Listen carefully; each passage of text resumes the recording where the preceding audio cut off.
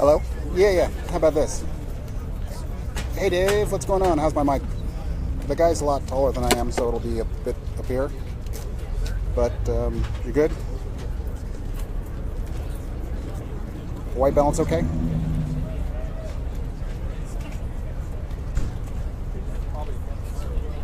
Okay, good. Thank you.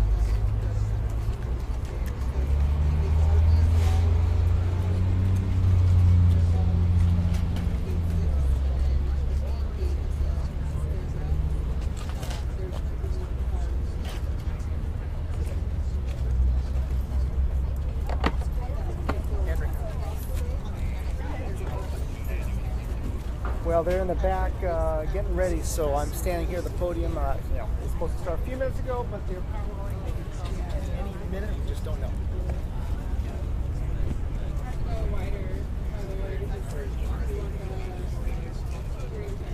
Oh, we dial at the IFB. Okay, let me see. Can we dial IFB?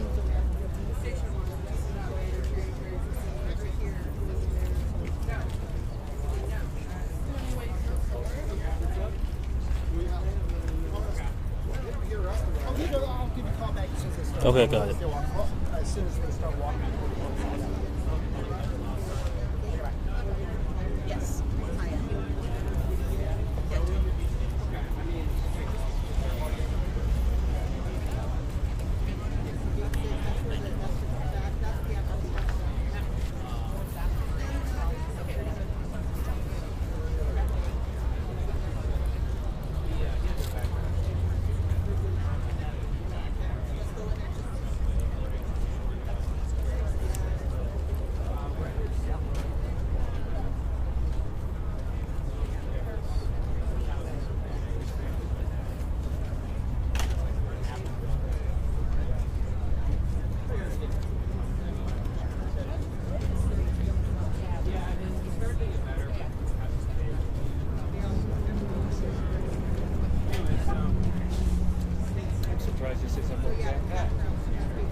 Well, yeah, you know, most people probably are. Yeah. Have there been Carol? I was here yesterday. I thought there was one at 4 o'clock. At 4 o'clock briefing? Yeah. I think there's a 6 o'clock briefing here. That's what the sheriff said. Instead of being the sheriff's office, it's here. Thank you, Robert.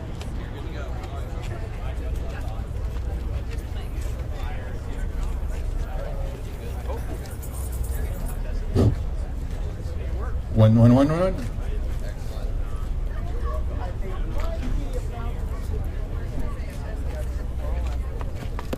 be on standby.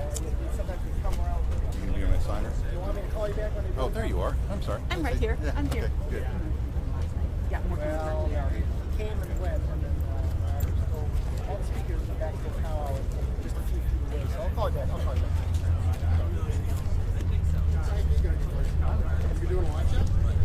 You can hear them, they can't hear you through a telephone. That's how they Telephone, yeah. That's what I thought. But it has all work. I'm going to use the telephone.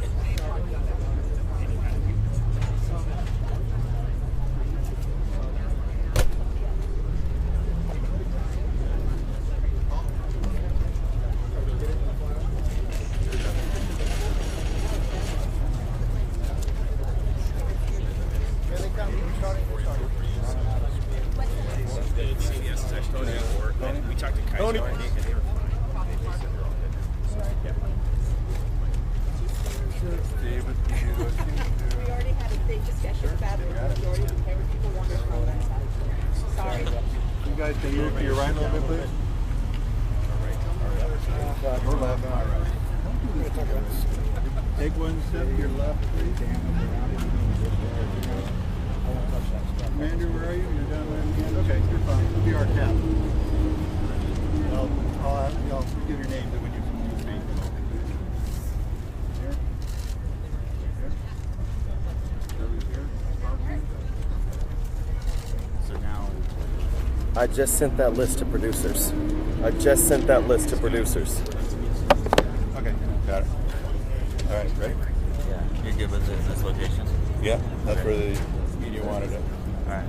So, all right, let's get started. Out of the way.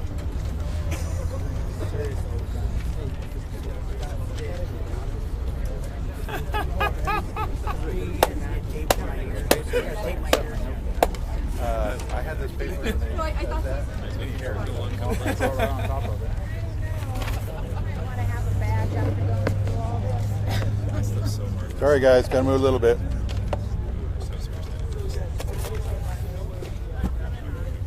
Okay, I'm not gonna have that right now. Sure. I'm sure. I'll get to it. Good afternoon. Can you hear me? Yeah. Thank you for coming to the 1 o'clock, almost, media briefing. We're going to keep it, we have dignitaries who will speak. We'll start with fire, law enforcement, your local dignitaries as well, and congressmen behind me. So first of all, I'd like to keep all the questions to the end, please. Once all the speakers are done, then we can ask questions and get those answered. And then after that, we'll be here for one-on-ones for you as well for interviews. All right, thank you. I'd like to introduce CAL FIRE Incident Management Team, Incident Commander Brett Gavay.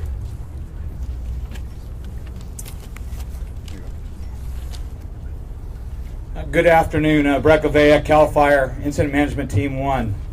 In unified command with Chief Gosner from the Santa Rosa City Fire Department and Sheriff Giordano from the Sonoma County Sheriff's Department.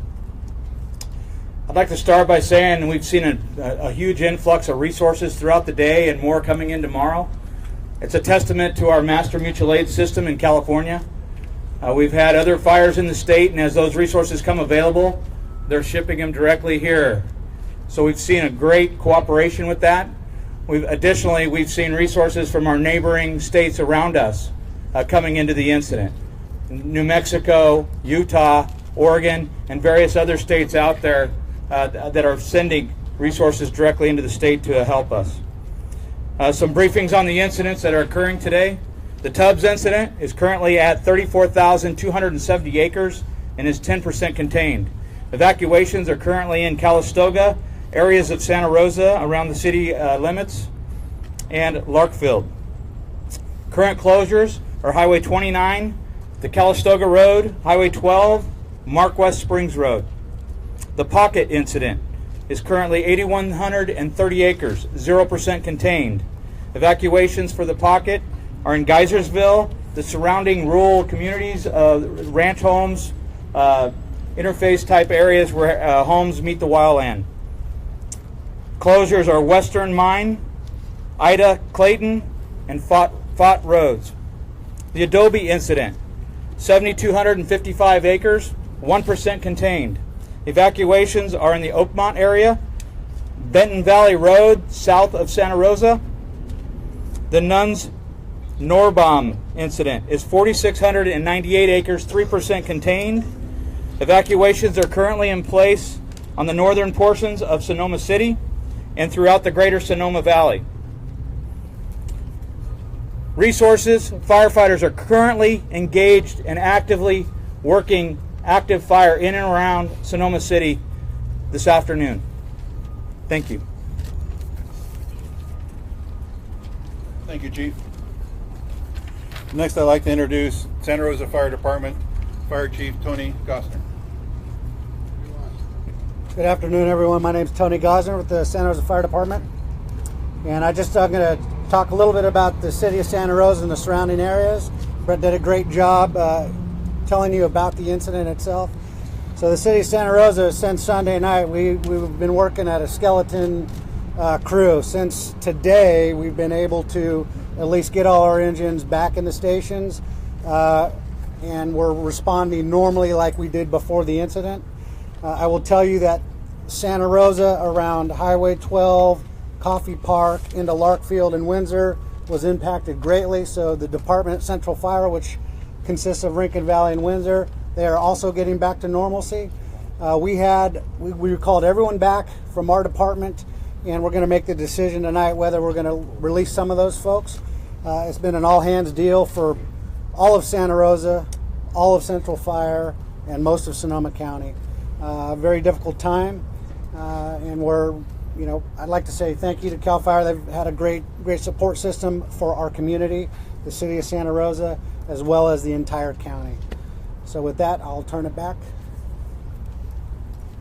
Thank you, Chief. Next, I'd like to introduce Sonoma County Sheriff Rob Giordano. Thank you. Good afternoon. I want to start by saying it's still a very dangerous thing, and safety and security is our number one thing. So please do not come back into the evacuated areas. It will be broadcast on the channels that I'm going to talk about in a minute when it's time. I'll update you on the fatalities. So far in Sonoma County, we have 15 confirmed fatalities related to the fire. We're working the missing persons cases. We are now at 1,000 reports, 603 located safe, and around 400 still outstanding. Those are big numbers. Sometimes we get duplicates of people, so in those 1,000 reports, somebody could be reported more than once. And a lot of it is communication issues. Cell phone towers are down, people don't have their chargers with them. And there's new evacuations happening right now, so family members lose touch with their family members when they're getting pushed out of places. So we continually work to bring that number down. We're also working those cases that we've worked till the end, and now it's time to go search the house, and we've started spot searches to look for people in burn zones where it's safe and where we can. One of the things I want to address is we got multiple press requests for ride-alongs with our search and rescue teams, and we're not allowing press to ride with our search and rescue teams. It's a difficult area, it's dangerous, it's an extraordinary difficult time for people missing their loved ones, and we're not going to bring people in to take pictures of that. So please be patient with us. Compassion to the families is what matters. Horrible event. And then what I really want to leave you with is, if you're making missing persons report, call us back and tell them you found them. So when you call the number 707-565-3856, if you locate your relative, call that number back and tell them. The more people we can find without having to go hunt them down, the more resources we can put into finding people. Follow Sonoma County Sheriff's Office Facebook. We are broadcasting all of the information that you need to know about returns and everything else. Follow the County of Sonoma Facebook. Follow Sonoma County Sheriff's Office in Nixle. And KSRO Radio has actually been broadcasting 24/7, and they've been very good about putting all that out as well. So thank you. Thank you, Sheriff. Next, I'd like to introduce Santa Rosa Police Department's Police Chief Hank Schroeder. Good afternoon. Hank Schroeder, Chief of Police of Santa Rosa. I think the number one thing I want to emphasize is what you're going to hear from this group, and that's the cooperation that we're getting from Santa Rosa in this trying to get our arms around this disaster. We're working closely with our regional partners, our state partners, and our federal partners in this. Around the clock, Santa Rosa Police Department has staff out there. We also have over 100 mutual aid officers coming in from the region to provide public safety. Safety in the area is our number one concern. I certainly understand the frustration people are feeling regarding the evacuation areas, but we need to work through the process to make sure that everything has been taken care of with utilities and that the area is safe for people to go back into those areas. If you have any questions, you can follow us on our Facebook page, our Twitter feeds, or srcity.org/emergency. The information's on that. With that, I'll turn it back over. Thank you. Thank you, Chief. Next, I'd like to introduce CHP Commander Mike Palacio. Thank you, Chief. Good afternoon, everybody. I am Mike Palacio, the commander for CHP in the area. I'd first like to say that our hearts and our prayers go out to those of you that have personal losses and losses of property, and it's a difficult time. We're continuing to work with all of our law enforcement partners and fire department and PG&E and all the utility companies and everything that goes along with a disaster of this sort to help you guys get back to normal as soon as possible. What I'd like to talk about a little bit today is ask for your help in continuing to keep the roadways safe. There's a lot that you can do. If you don't need to be out on the roadways, please stay off the roadways and the highways. Unless you're evacuating or you have a real need to be there, keep in mind that you're congesting the roadways. It makes it more difficult for emergency personnel to respond to the needs of those that really need help in a time like this. Whether it's fire or an ambulance taking your loved one to the hospital or police personnel trying to get to where they need to go, it would be very helpful. We continue to bring in additional officers from our department from all over the state. Yesterday we brought in an additional 100 officers for mutual aid.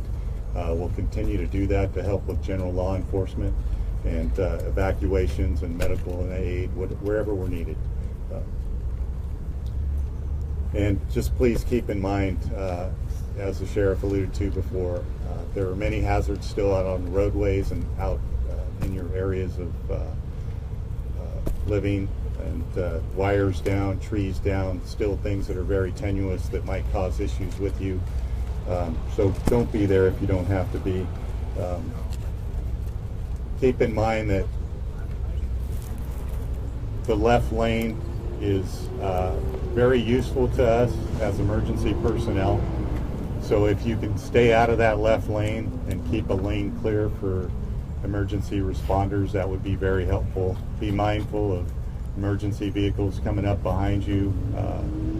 Some of them are unmarked, so they often aren't very discernible, but if somebody's coming up from behind you, move over, get out of their way. Think about your use of cell phones. It seems that now more than ever people are on their cell phones, they're texting, they're trying to contact loved ones. We realize that you need to do that, and it's important that you communicate with everybody during times like this, but take an off-ramp. Don't do it while you're driving. 9 people a day lose their lives to distracted drivers, and now we're probably more distracted than ever, so take that into consideration and try to be safe with that. Signal lights, there are a lot of signal lights that are out around the cities and county roads. Know that you have to stop for those lights that have lost power, that are no longer red, green, or yellow. Stop at the intersection, clear it, make sure you're safe. This isn't the time that we really need to be dealing with mistakes that are easily preventable. And one last thing I'll leave you with is for an update on road conditions, if you would like. You can go to roadconditions.sonoma-county.org. I'll say that one more time. roadconditions.sonoma-county.org to do a check on the roads. And there are other roadway apps. Waze is a good one. Different things that can help you navigate around the closed roads. And I know they're not always as up to date as they should be. We try, but as you know, this is a very fluid situation. Roads are continuously being opened and shut. So with that, good afternoon.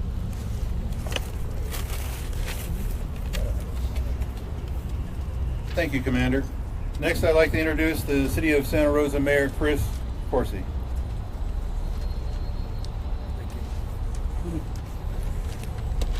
First of all, I'd like to just express my condolences to those who have suffered loss of life, loss of homes, loss of property, loss of a sense of safety and loss of a sense of normalcy. We all have suffered a trauma here, and we're going to be a long time in recovering from this incident.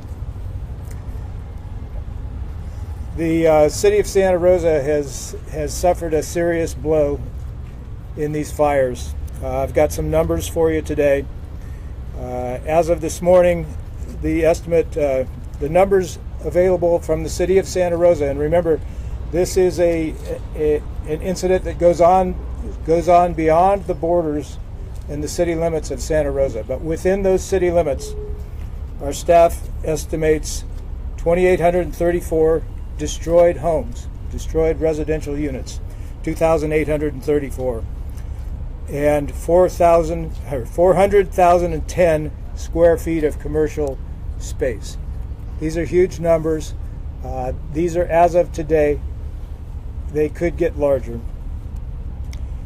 We've also had some critical infrastructure destroyed in our city, including our newest fire station at the top of Fountain Grove Parkway and 2 sewer lift stations. Again, a reminder, we have large evacuation zones in the city. The majority of those evacuation zones are mandatory. That means you can't get back into those neighborhoods. We know people are anxious to get into their neighborhoods to find out how their homes are doing and to get back to some sense of normalcy in their lives. It's going to take some time. PG&E is working very hard to get power and gas back on. I understand they've got 800 people working on that in this area right now. I also want to express true appreciation to CAL FIRE and all of the fire departments from around the state and around the western United States who are here with us trying to keep these fires from spreading further. If you look around the parking lots, you'll see fire trucks from Los Angeles to little tiny Alpine County to places where you may not even recognize the names of the towns and fire districts. We have a lot of partners in this. People are helping us out. Let's help each other out, and please stay patient as we go through this incredibly difficult task. Thank you, Mayor. Next, I'd like to introduce Sonoma County Chairwoman Shirley Zane. Thank you, and thank you for all being here this afternoon. I too first would like to just say that our hearts go out to all of those affected by this disaster. Again, many of the emergency response personnel and their families have lost their homes, and yet they're still coming out to serve this community. So we thank you. And on behalf of the Board of Supervisors, I'd like to share a little information with you. First of all, Sonoma County Emergency Services personnel and first responders have been actively engaging in life-saving activities, and we are so grateful to have extraordinary partners to assist our community in combating this disaster. We know that many of you do not have access to computers and phones, so we are working with CAL FIRE and the City of Santa Rosa to conduct daily shelter briefings at all of our shelters. And we're committed to continuing this throughout the disaster response. Please continue to be vigilant and ready to evacuate at any time. And you can prepare by having your medications ready to take with you, warm clothes, closed-toe shoes, keeping your cell phone charger next to you, gathering your important paperwork, food and water, and keep a small amount of cash on hand. Make sure you can locate your pets and bring a crate and pet food with you. The county website is sonomacounty.ca.gov. It has important information on evacuation centers, fire maps, prescriptions, evacuation areas, and many other informative things. Nearly 4,000 individuals are staying at our 24 shelters. We encourage community members in need of sheltering to use one of our larger 4 evacuation centers with enhanced services, such as mental health and acute medical assistance. So these include here Sonoma Marin Fairgrounds, Sonoma County Fairgrounds, Elsie Allen High School, and the Santa Rosa Veterans Building. Again, our hearts go out to everybody that has been affected by this disaster. And on behalf of the Board of Supervisors, I want to say how grateful I am to the first responders, but not only the first responders, but the army of volunteers that have come forward. We ask for your patience and your kindness to one another as we deal with this horrific disaster together as a community. We will recover, and thank you so much to Sonoma County. Thank you, Chairwoman. Next, I'd like to introduce Congressman Mike Thompson and Congressman Jared Huffman. Thank you. I want to thank the team working on this. You've got an incredible group of professionals working day in and day out to get in front of this and fix this terrible, terrible problem. Chief Gavea talked about the mutual aid, both interstate and intrastate. I also want to add that there's mutual aid from the federal government as well. You see Forest Service folks on the ground. There's DOD is working with CAL FIRE and OES to figure out what resources they have. And there's also international mutual aid. Firefighting teams from both Canada and Australia are either here or en route to be here to help out. In addition to that, the funding is very, very important. And as we mentioned before, the federal funding for federal firefighter assistance grants has been forthcoming, along with public assistance money to backfill for all of these costs. And in addition to that, today the House of Representatives passed an emergency supplemental bill of about $37 billion. About $19 billion of that is for hurricane and fire relief. That's very important, and it's important to note that they plus that number up at the very last minute by an additional $1 billion because of this devastating fire that we're experiencing. That was a last minute deal, and I know that there'll be more to come. Thank you, and Jared, you. No, just for those that are worried that our federal government and maybe the Congress are having disaster fatigue, just know that this news we got today with the supplemental that was a down payment on helping out our area is a good sign. Mike Thompson and I and our colleagues are going to work very hard to deliver the full measure of federal support that this community deserves. Thank you, Congressman. For further information on the incident information, there's a few different ways to get that information. What we would like to do to give you the knowledge of is we have what's called trap lines. Those are areas that we are developing now where we'll put up A-frames such as this with information on it. We'll have PIOs at those sites, and they'll go around, and they'll be pretty much at specific times. We're still developing that, but we'll have face-to-face on that. As mentioned with the shelters, the 24 different shelters, we are going to be bringing maps and information to those folks that are at the shelters at this time, and there will be a PIO present there to answer any of their questions as well. Also, on the electronic side, fire.ca.gov, you can gather information on the incidents on that. I realize not everybody has the capability to get onto a computer at this time, so I also recommend a new CAL FIRE app that is ready for wildfire that you can get for free. That'll also give you information on the incidents and give you updates as well. Social media, on the update sheets that we'll be putting out, we'll have all the different agencies' social media sites on there, so you can get that information that was recommended here earlier this afternoon. So we should have that all covered. At this time, I'd like to open it up for questions. Yes, ma'am. Can you talk a little bit about wind conditions as well as where they're headed today? Do you think there's going to be more evacuations coming in? Wind conditions? The wind conditions later today?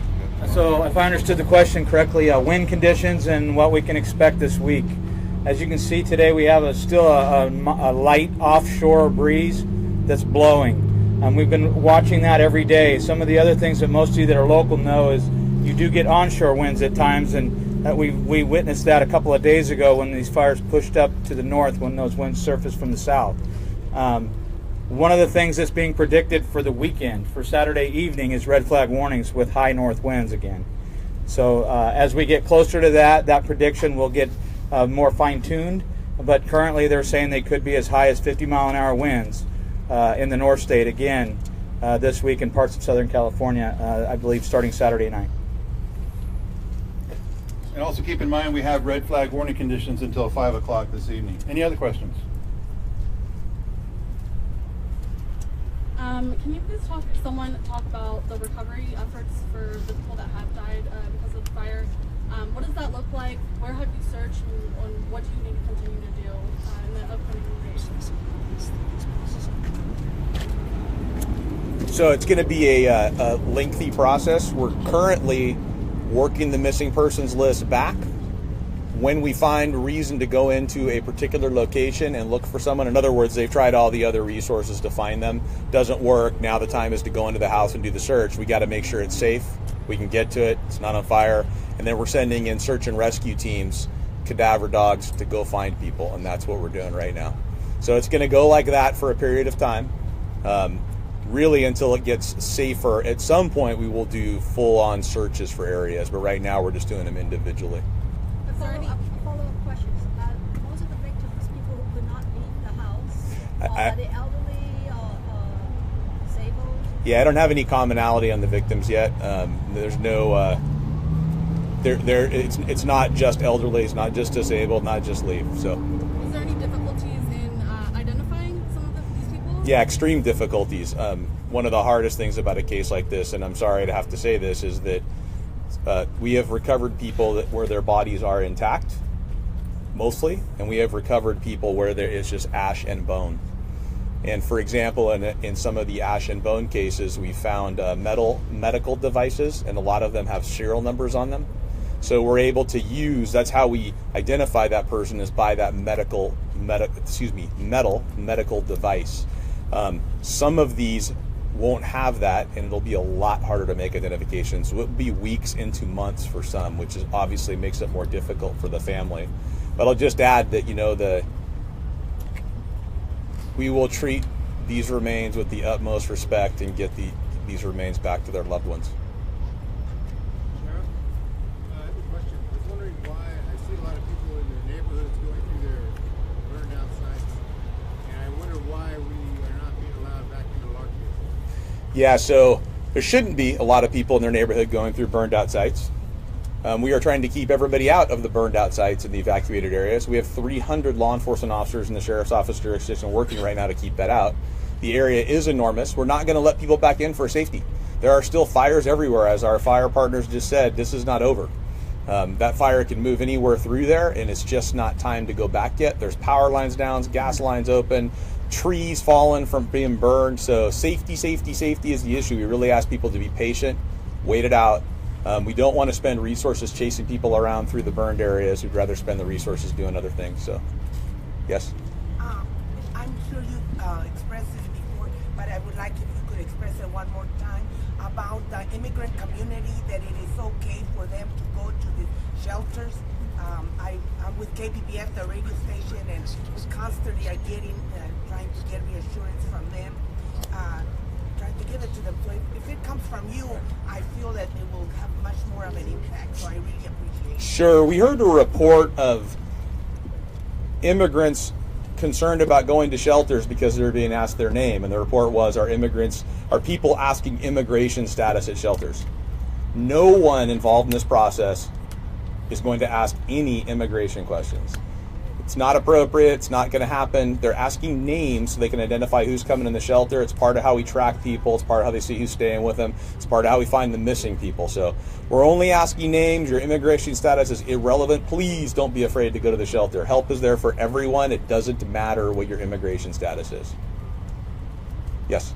So a couple of questions. The first one is that we have the fire back behind the mountains over here.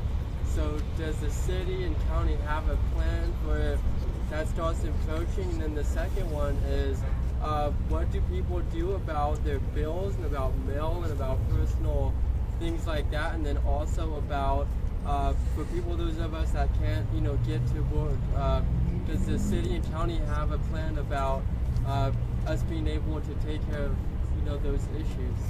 I'm not the right one to answer that question. for the city as far as response to that? So the question was response to the city back up in the Bennett Valley area, the Oakmont area? Correct. So Bennett Valley. So I know that there have been, there's a fire over there behind Grange Road. Okay. And so I know that San Jose Avenue is probably our biggest shopping district. Right. So we do have contingency plans for that area. We've had them for a while. The fire's been backing into that area for the last couple of days. We have crews out in Oakmont, which is eastern Santa Rosa, and we have crews working in the Bennett Valley area as well.